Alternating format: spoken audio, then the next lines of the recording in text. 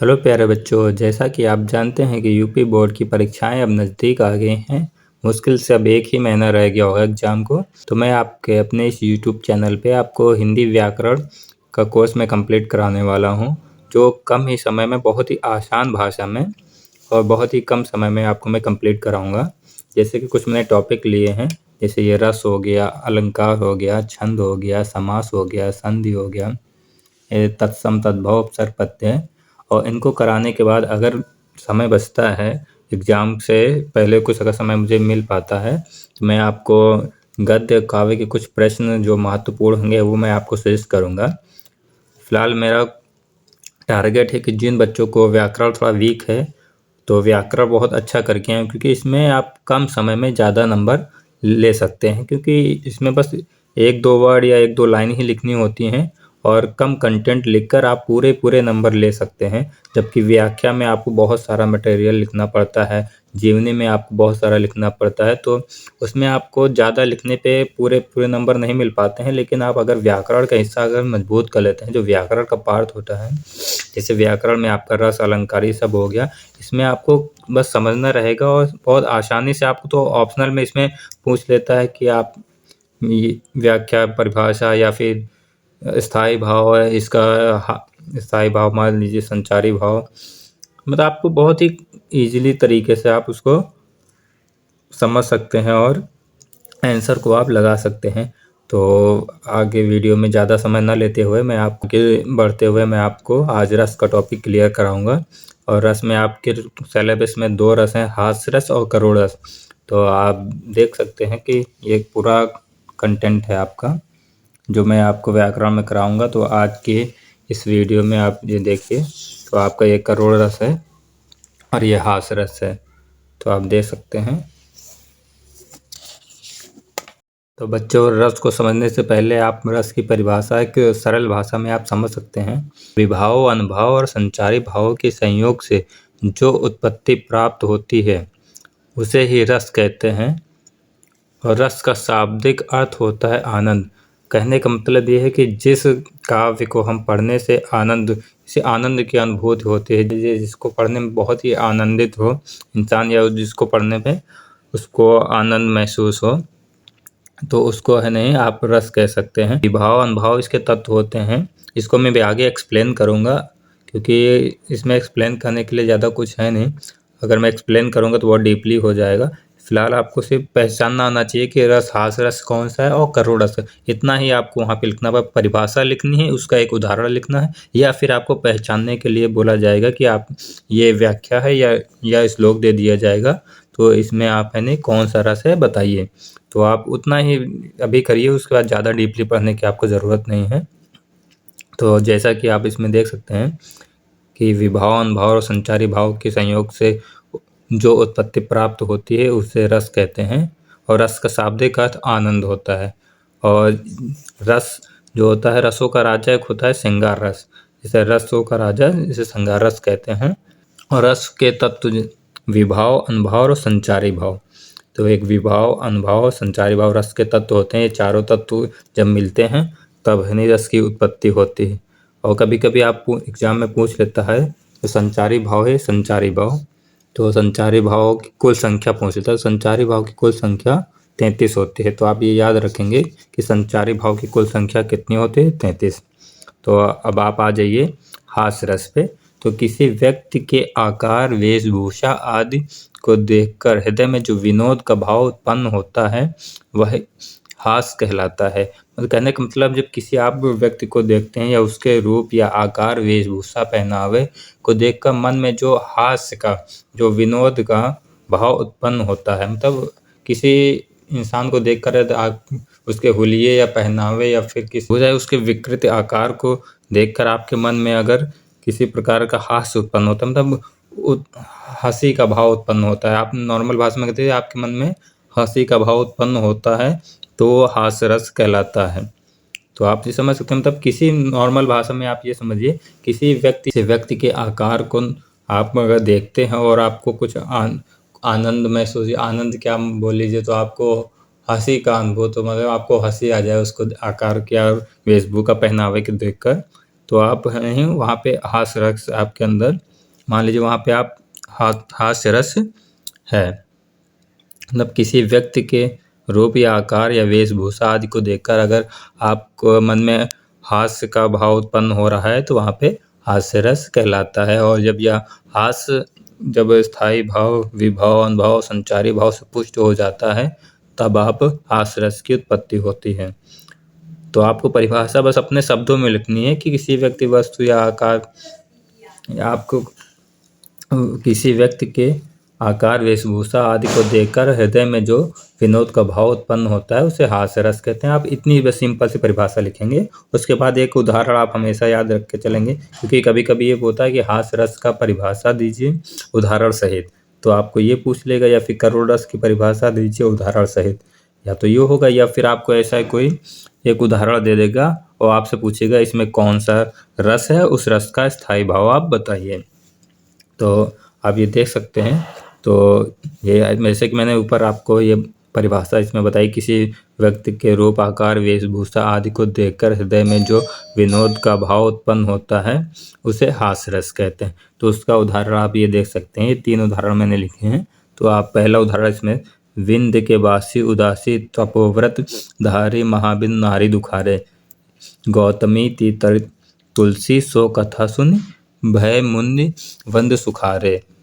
तो आप इसमें नहीं, मतलब मैं इसको हिंदी में आपको एक्सप्लेन करता हूँ तब आपको ये उदाहरण समझ में आएगा। तो जब इसमें विंध्य के वासी, मतलब जो विंध्य पे, जो हिमाचल विंध्य पर्वत पे जो ऋषि मुनि रहते हैं वो मतलब बिना नारी बिन दुखारे, मतलब दुख का जीवन महसूस करते हैं। और उसी समय उनको ये पता चलता है कि श्री रामचंद्र जी है नहीं उधर जंगल की ओर आ रहे हैं। जंगल, मतलब उनको वनवास हो गया था तो वो जंगल से होते हुए जा रहे थे। तो उन्होंने एक कहानी सुनी थी जो कि किसी स्त्री को पत्थर को छू लेते हैं, वो स्त्री पत्थर बन जाती है। तो वो मन ही मन उत्साहित होते हैं और खुश होते हैं कि श्री रामचंद्र जी इधर जंगल से होते जा रहे हैं, यहाँ पे जितने भी पत्थर हैं जहाँ जहाँ पे उनका स्पर्श होगा वो सारे पत्थर महिलाएं बन जाएंगी और वो सब स्त्रियां बन जाएंगी। तो ये सोचकर वो सारे जितने भी ऋषि मुनि थे वो मतलब ये कल्पना कर रहे थे। तो इस तरह से इसमें हास्य का भाव उत्पन्न होता है। तो एक तरफ से ये हास्य रस है। दूसरे में देखिए, जेहि देसी बैठे नारद फूली, सो दिस तेहि न बिलोकी भूली, पुनि पुनि मुनि उकसाई, देखी दशा हरगन मुस्काई। इसमें आपको मैं इसका हिंदी में अनुवाद करता हूँ, थोड़ा सा मुझे भी एक्चुअली बिल्कुल क्लियर नहीं मैं कर पाता हूँ, लेकिन फिर भी आपको समझाने के लिए मैं आपको थोड़ा सा हिंदी में एक्सप्लेन करता हूँ कि इसमें ये प्रकरण होता है कि नारद जी है नहीं दूसरी दिशा में मतलब नाराज होकर बैठ जाते हैं कि उनको कोई तब मनाएगा या देखेगा, लेकिन शिव जी उनकी तरफ एक बार भी नहीं देखते हैं। और ये सब देखकर है नहीं जो शिव जी के मतलब वहाँ पे भक्त होते हैं, जो भक्तगण होते हैं, और जैसे नंदी जी हो गए, ये सब देखकर वो मुस्कुरा रहे होते हैं। और नारद जी है नहीं वो बार बार मुड़ मुड़ के देख रहे थे कि मेरी तरफ कोई देख रहा है या नहीं देख रहा है या नहीं, लेकिन शिव जी उनकी तरफ देखते ही नहीं हैं। तो ये सारे मतलब जितने भी शिवगढ़ होते हैं वो सब है नहीं वो हंस रहे होते हैं नारद जी के ऊपर। तो यहाँ पे भी हास्य रस हो जाता है। तो आपको सिंपली मतलब आपको पढ़ना है यहाँ पे, और उसका आपका मीनिंग आपको कुछ ना कुछ ऐसा पॉइंट मिल जाएगा तो आपको ये पता चल जाएगा इसमें एक हास्य रस है या फिर है नहीं करुण रस है। जैसे कि आप है नहीं अभी इसको आगे पढ़ेंगे करुण रस में, तो उसमें आप करुण तब दुख का भाव प्रकट हो जाएगा, तो उससे आपको ये पता चल जाएगा ये हास्य रस है या करुण रस है। तो आपके बेसिकली 2 ही मतलब रस हैं, आपको हास्य रस और करुण रस, उनको ही आपको पहचानना रहेगा। और एक चीज़ मैं इसमें लिखना भूल गया है, मैं एक चीज़ इसमें लिखना भूल गया हूँ, तो हास्य रस का स्थायी भाव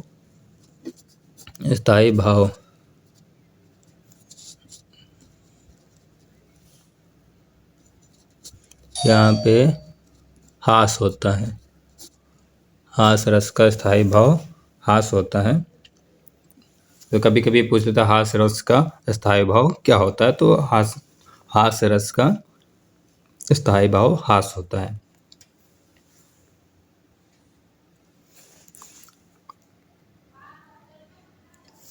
ये करुण रस का स्थायी भाव शोक होता है। अब ये सिंपली एक परिभाषा है करुण रस की। अगर आपसे पूछा जाए एग्जाम में करुण रस की परिभाषा उदाहरण सहित लिखिए, तो आप इस तरफ नॉर्मल अपने ही शब्दों में लिखिए। आप पढ़ लीजिए कंटेंट, मतलब उसकी परिभाषा को पढ़िए, फिर अपने शब्दों में लिखिए, क्योंकि आपको रट्टा मारने की जरूरत नहीं। जैसे कि करुण रस की परिभाषा है, करुण रस का स्थायी भाव शोक होता है। आप लिख सकते हैं करुण रस का स्थायी भाव शोक है या शोक होता है। तो शोक नामक स्थायी भाव जब विभाव, अनुभाव और संचारी भाव के संयोग से मिलकर परिपूर्ण हो जाता है, तब करुण रस की उत्पत्ति होती है। सिंपल सी आपको परिभाषा लिखनी है, और इसका स्थायी भाव शोक होता है। तो मैंने यहाँ पे लिख दिया है, ऊपर परिभाषा में भी लिखा हुआ है। तो सिंपली सी आप जिस मतलब तथ्य या कथन को आपको पढ़ के उसमें लगे कि शोक की भावना उत्पन्न हो रही है या शोक प्रकट हो रहा है, तो वहाँ शोक रस हो जाएगा, मतलब करुण रस हो जाएगा। करुण का मतलब ही होता है दुख, विषाद। तो आप जैसे इसमें आप श्लोक में या उदाहरण में आप देखेंगे, मणि खोए भुजंग से जननी फंसा पटक रही थी शीश, अंधी आज बनाकर मुझको किया न्याय तुमने जगदीश। तो इसमें आप देख सकते हैं कि मणि खोए भुजंग से जननी फंसा पटक रही थी शीश। अगर कोई इंसान है या अपना सर पटक रहा होगा तो किस लिए पटक रहा होगा? जाहिर सी बात, उसको कोई तकलीफ होगी या दुख होगा या विषाद होगा, तभी वो अपना सर पटकेगी। तो इसमें आपको पढ़ने से ही पता चल रहा है कि इसमें करुण रस है या शोक है या दुख है। तो आप इस प्रकार मतलब उदाहरण को पढ़ के भी आप पता कर सकते हैं तो इसमें कौन सा रस है। तो आप बेसिकली आप इस तरह से पहचान सकते हैं। जैसे मणि खोए भुजंग से सन्नी फंसा पटक रही थी, मतलब फंसा पटक रही थी। तो इस वाक्य में करुण रस है। तो एक उदाहरण मैं और देता हूँ। ये उदाहरण एक देखिए, अभी तो मुकुट बंधा था मात, हुए कल ही हल्दी की हाथ, खुले भी ना थे लाज के बोल, खिले थे चुंबन शून्य कपोल, हाय रुक गया यही संसार, बिना सिंदूर अनल अंगार, वात हत लटका वट सुकुमार, पड़ी है छिन्नाधार। ठीक है, तो आप है नहीं, इसमें कहने का मतलब है कि आप इसमें फ्री होता है ये कि अभी तो मुकुट बंधा था मात, हुए कल ही हल्दी के हाथ, खिले ना थे लाज के बोल, खिले थे चुंबन सोने के पोल। तो इसमें है नहीं, किसी नवेली वधू का हस्बैंड होता है, उसकी शादी नवेली मतलब आप शादी होती है और उसका हस्बैंड एक्सपायर हो जाता है। तो इसमें ये बताया, सुमिता नंदन पंत की ये रचना है। तो उसमें ये बताया गया कि अभी तो मतलब किसी की शादी हुई हो और उसका हस्बैंड अगर एक्सपायर हो जाए तो उसमें भी तो शोक का भाव उत्पन्न होगा, उसको भी साथ कितना दुख होगा। तो ये बताया गया है। तो आप बेसिकली इसी तरह से आप अब करुण रस और हास्य रस में अंतर कर पाएंगे। तो परिभाषा आप याद करिए और अपने शब्दों में लिखिए, और एक एक उदाहरण जरूर याद रखें। हर मतलब करुण रस का और आप हास्य रस का एक उदाहरण और परिभाषा ये जरूर याद करके रखें, क्योंकि उसमें ऑप्शनली होता है कि आपसे या तो है नहीं श्लोक दे देगा, उसमें पूछेगा कि है नहीं आपका है नहीं कौन सा रस है, या फिर आपको ये दे देगा करुण रस या हास्य रस को, दोनों में से एक आप परिभाषा सहित और उदाहरण सहित लिखिए। तो आप एक टॉपिक तो मैंने ये क्लियर कर दिया है आपका करुण रस। अगर आपको कोई भी कंटेंट या फिर इसमें कुछ भी नहीं समझ में, जो भी नहीं समझ में आया है, या कहीं पे आपको लगता है कि ये पॉइंट मुझे थोड़ा वीक है, तो आप मुझे कमेंट करके बता सकते हैं। तो मैं आपको कमेंट करके या फिर उसका एक शॉर्ट वीडियो में आपको बना के समझाने की कोशिश करूँगा। फिलहाल ये मेरा पहला वीडियो था और मैं एक हाथ से ट्राइपॉड पकड़ा हुआ हूँ, तो लिखने में प्रॉब्लम हो रही है। तो आगे मैं वीडियो में थोड़ा कोशिश करूँगा अच्छे से आपको एक्सप्लेन कर पाऊँ। और अगर ये वीडियो आपको अच्छी लगी हो तो लाइक शेयर सब्सक्राइब मत करिएगा, लेकिन कमेंट ज़रूर करिएगा कि इसमें आपको वीडियो सही लगी है या नहीं लगी है, आपको कंटेंट समझ में आया या मैटर समझ में आया, जो भी आपका सुझाव हो तो एक बार कमेंट ज़रूर करिएगा, ताकि मैं आके टॉपिक पे वीडियो बना सकूं। और अगर आपका कमेंट नहीं आया तो जाहिर सी बात है फिर मैं वीडियो आगे नहीं बनाऊंगा, क्योंकि मैं उन बच्चों के लिए वीडियो बना रहा हूं जिनको हिंदी व्याकरण में थोड़ा कमज़ोर महसूस होती है। मतलब उनको लगता है कि हिंदी व्याकरण पार्ट छोड़ देना चाहिए, बस व्याख्या रटते रहो, जीवनी रट लो, निबंध रट लो पूरा, मतलब 1 घंटा अच्छे से लिखने के बाद कंटेंट पूरा, तब वो 5 नंबर 10 नंबर मिले। तो ऐसे बच्चों के लिए ये वीडियो हो, ताकि वो मतलब छोटी छोटी चीज़ों को समझ कर और कम शब्दों में लिखकर अच्छे नंबर प्राप्त कर सकें। तो ये वीडियो मैंने उनके लिए बनाई है। तो अगर ऐसा 2 या 3 बच्चे भी कमेंट करते हैं जिनको मैं नहीं जानता, जिनको मैं जानता हूँ, और वो बच्चे तो कमेंट करेंगे ही, लेकिन जिनको मैं नहीं जानता, अगर ये 2-3 बच्चे भी कमेंट करते हैं सर वीडियो अच्छी लगी या फिर है नहीं आप आगे सीरीज बनाइए व्याकरण की, तो मैं आगे वीडियो आपको अपलोड करूँगा। तब तक के लिए आप आगे तैयारी करते रहिए। बेस्ट विशेस मेरे हमेशा आपके साथ हैं और मिलते हैं अगली नेक्स्ट वीडियो में, अगर आप लोगों का सपोर्ट रहा तो। तब तक के लिए टाटा बाय बाय एंड पढ़ाई करते रहिए और अच्छे से अपना एग्ज़ाम दीजिए। धन्यवाद।